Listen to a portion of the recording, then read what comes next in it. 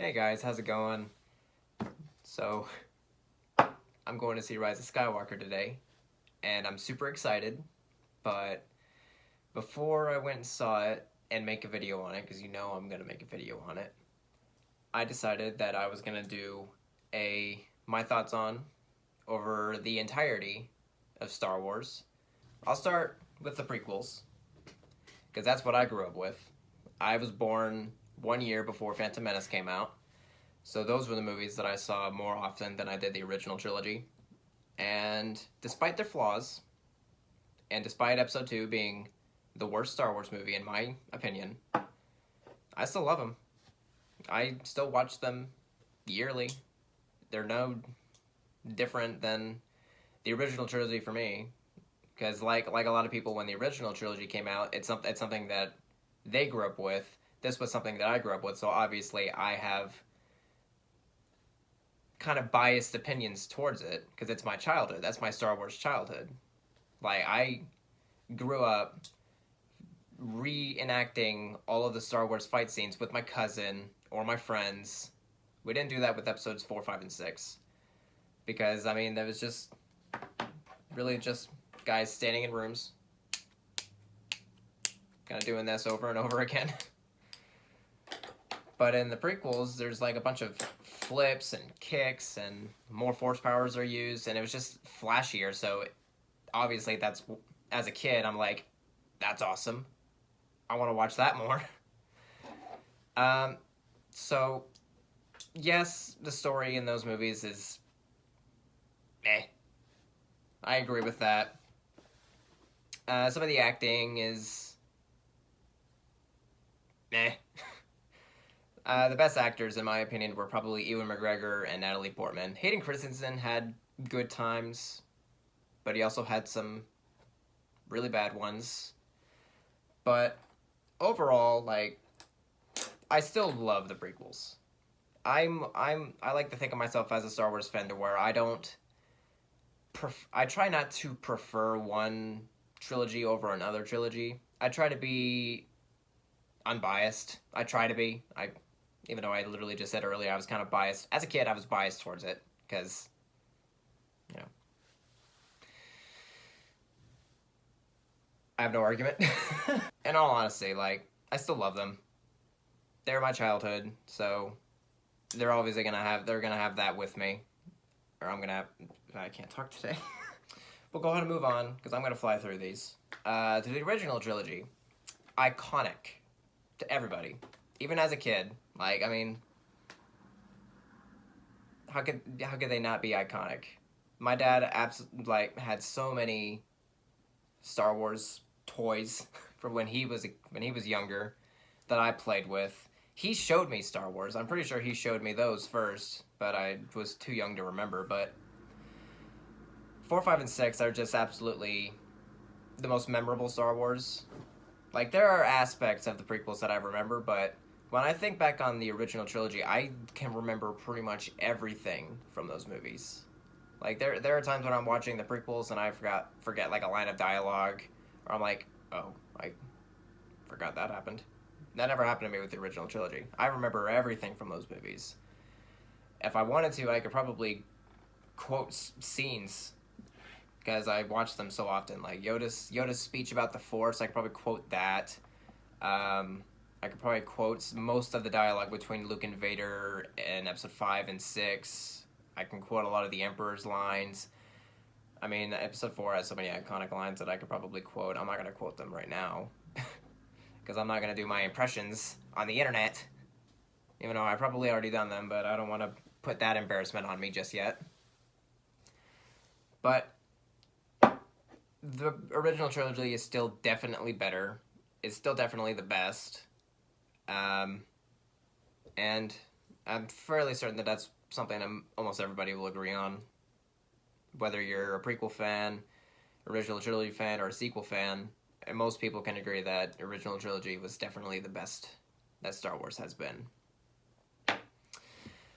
Now let's talk about the TV shows, because there's a lot of TV shows with Star Wars. I'll start off first with the Clone Wars. I think that is the best Star Wars made yet. out there. Better than Mandalorian. Mandalorian's good, but Clone Wars, like, it explores the universe so much. It fixes Anakin's character and makes him a much more likable character.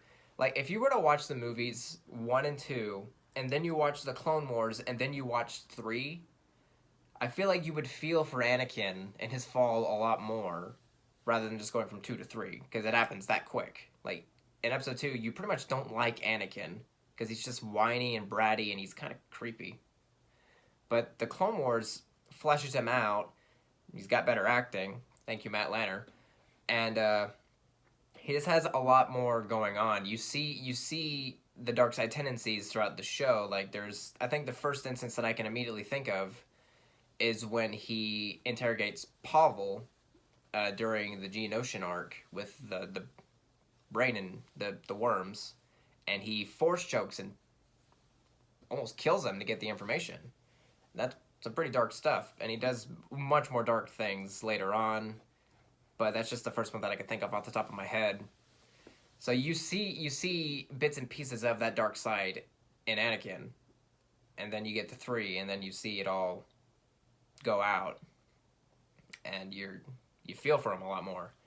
Clone Wars is also what made Obi-Wan my favorite character, honestly. Obi-Wan is my favorite Star Wars character, next to Luke. Like, those two are like neck and neck because of Clone Wars. It used to be just Luke, because I remember growing up, I'm like, I kind of look like Luke. I'm going to dress up as him for Halloween. I'm going to pretend I'm him when I'm fighting my dad in lightsaber fights and stuff like that. So, but Obi-Wan in the show is just perfect. I feel like I'm more like Clone Wars Obi-Wan than any character, because he's such a smart-a. He's so sarcastic. He's like telling some bad dad jokes and stuff like that. It's perfect. And there are so many good arcs. The Clone Wars is mostly focused on clones. You see a lot of clone stories. Like, you got the clone betrayer on the Christophsis episode that takes place before the movie Clone Wars. Not the miniseries Clone Wars, but the Clone Wars movie. Then you got stuff like, you got Rookies, you've got the attack on Kamino, you have the Umbara arc, and then you have season 6 with the lost episodes and that whole arc with Fives learning about Order 66 and trying to warn everybody. And it's such good stuff. Like, Clone Wars got me super emotional at the end. Like, when Ahsoka leaves and Fives dies and 99 dies, it gets so sad. It's such a good show. You should go watch it. And let's see what's next. Rebels. That's canon. Rebels, it was fine. I mean, it's not my favorite, but you can tell it's definitely geared more towards kids, because you never see anybody really get killed by a lightsaber. You rarely see people get killed by blasters. And the art design was different. I didn't like the looks of the lightsabers, and you could just tell that it was meant for kids, but there were aspects of Clone Wars that kind of carried over, like Rex came back, Ahsoka came back, they had interactions with the main cast. Ahsoka had a battle with Darth Vader, which was awesome. But it wasn't for me. I think that was a little too kiddish for me. Like, Clone Wars was meant for kids, but you could tell that it started to mature as it went on. So Rebels was fine. And now we've got The Mandalorian, which is, at this point, not done yet. But the second to last episode came out the other day, and oh my gosh. It's a good show. It really is a good show. It explores the time period between episode 6 and 7, where the Empire is pretty much gone, and you're following this lone Mandalorian, just going on different adventures, dealing with different situations while walking around with Baby Yoda, who, yes, is the most adorable thing on this planet, and will be for a long time, until Star Wars comes up with another cute creature that everyone will want plushies of. But I liked it. I like it because it's a very grounded Star Wars show. you rarely see anything Jedi related, except for Baby Yoda when he occasionally uses the Force on something. But it's good for it's another good show that explores the universe of Star Wars. Like you go to planets that we've never seen before. We see new characters that get little stories and have their own backstories, and they team up for little short stories, and then they're just kind of gone. Like there's no real overarching story. It's just a bunch of adventures and short stories within the Star Wars universe, which I think works a lot better than trying to have one story and one whole movie. Like a couple of really short stories, get them done. Don't try to extend them out or shorten them. Don't try to rush it. Just let it happen and then move on. I think The Mandalorian does that best. And I cannot wait for the director of the yesterday's episode to do the Kenobi series. Kenobi series. Why did I say that weird? Kenobi.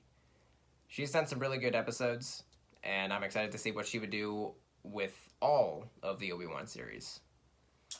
Let's see. Now we got Rogue One. Rogue One was the first of the kind of spin-off stories that don't have that much importance in the overarching story, but it has some relevance. Rogue One was when they were getting the Death Star plans, and I really enjoyed it, honestly. Like it's kind of like The Mandalorian. It's another no Jedi Force using story. It's all based on people trying to do something impossible for the rebellion, and you get to see like kind of the darker side of the rebellion with Cassian, because he does some pretty messed up things for the rebellion, as do a lot of people. One of the videos that I saw one time summed it up perfectly. It shows the fog of war, because you see Cassian like kill like someone that was on the side of the rebellion, but they got caught by the stormtroopers and they couldn't escape, and he shot him because he couldn't get away, and he knew he couldn't get away, so he wouldn't give away any information, which is dark. And it was a really good Star Wars story.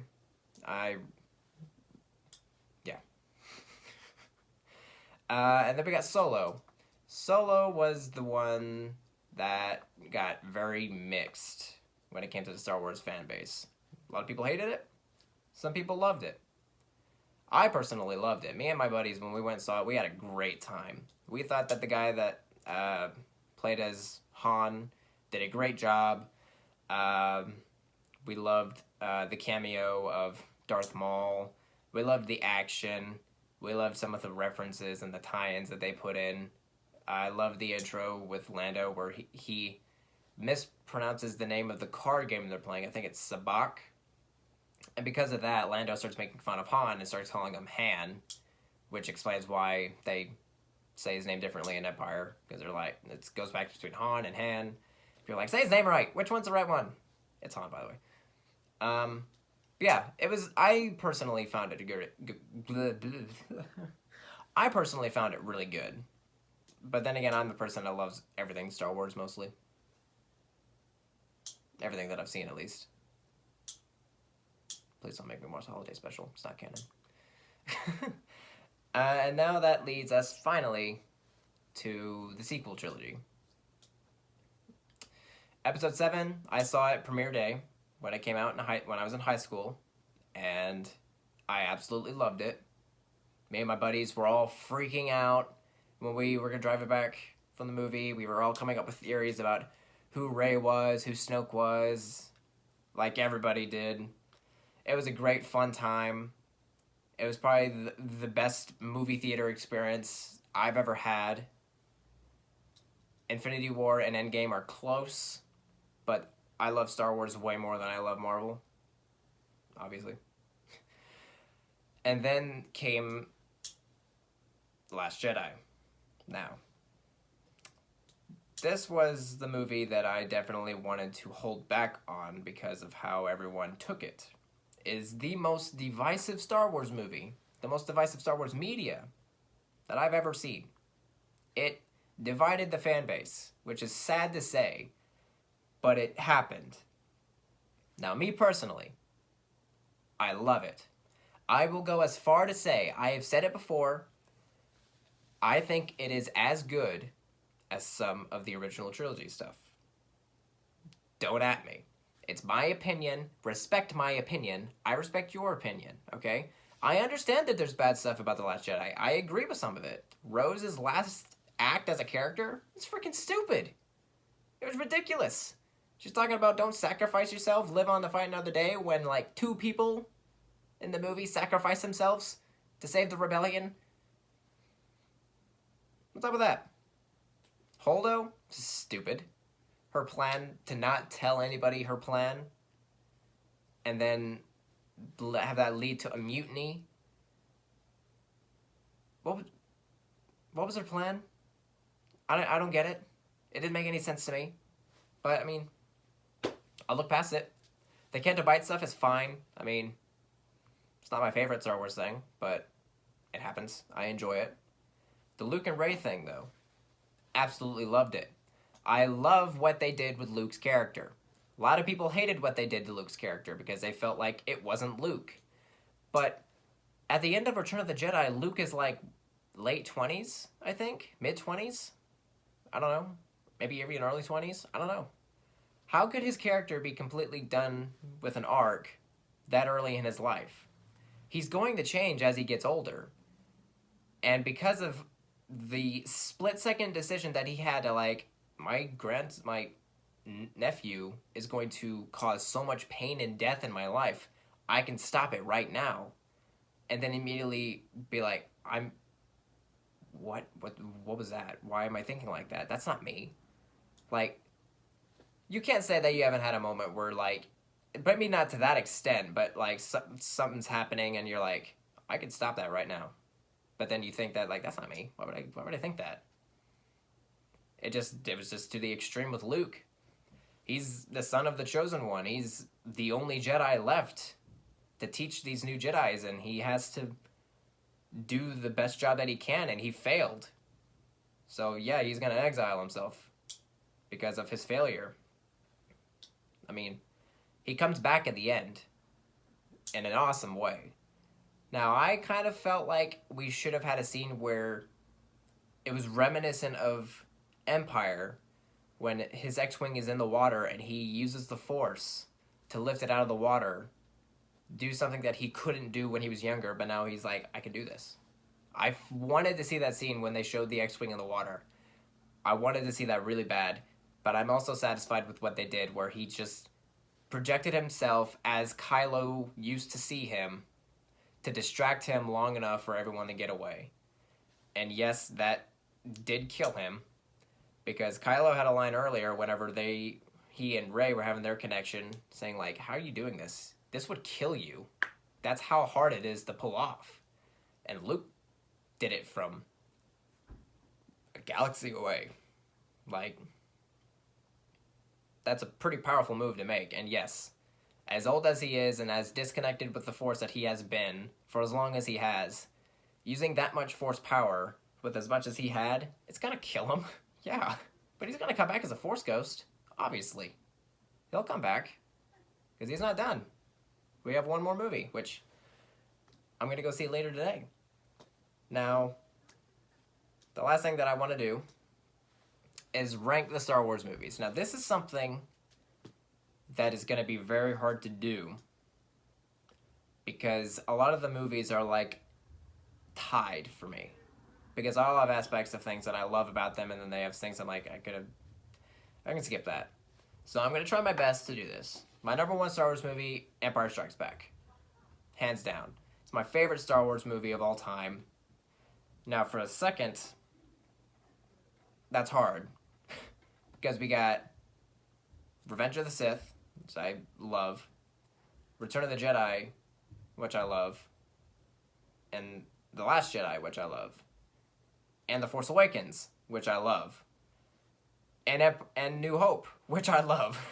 Like, I got 5 movies that I have to take that spot. And it's so hard to do. So, I think I'm going to go Revenge of the Sith, The Last Jedi, A New Hope, Return of the Jedi, Phantom Menace, and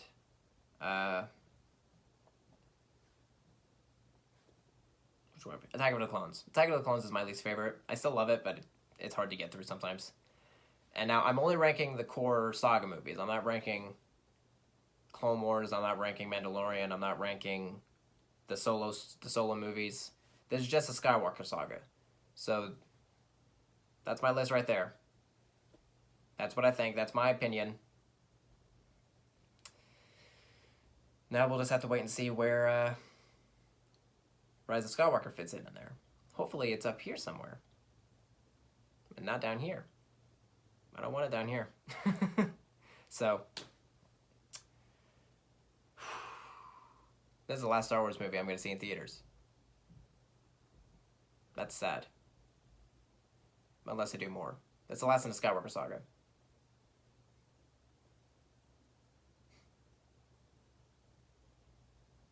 I hope I enjoy it.